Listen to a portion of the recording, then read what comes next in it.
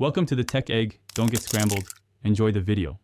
You start by confirming your Mac model and whether it has T2 or Apple Silicon because commands differ. Once done, make sure you have a backup or a bootable installer on an 8 GB USB drive. Then shut down and boot into Mac OS Recovery. Command-R for Intel Macs. Hold the power button on Apple Silicon until startup options appear. This gets you to Disk Utility and Terminal, where you'll repair or reinitialize the drive. So don't skip these prep steps. Once in recovery, open Disk Utility and choose View, then Show All Devices so you can inspect the physical disk and apps container. If first aid succeeds, you're almost done.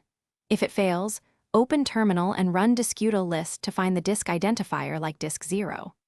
Once identified, run Disk-Util erase disk apps My Mac disk 0 for modern Mac OS on SSDs, or journaled HFS Plus for older systems. You reinitialize the partition map and format, which clears errors and restores a usable volume.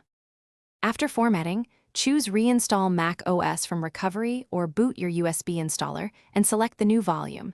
The installer will proceed automatically. Once installed, make sure to reset NVRAM and SMC on Intel Macs. For Apple Silicon, use Apple Configurator Revive or Restore if firmware remains problematic. If the disk repeatedly appears uninitialized or cannot be formatted, run Apple Diagnostics and consider that the drive or controller may be failing. Stop attempts to write data and seek professional service to avoid further damage.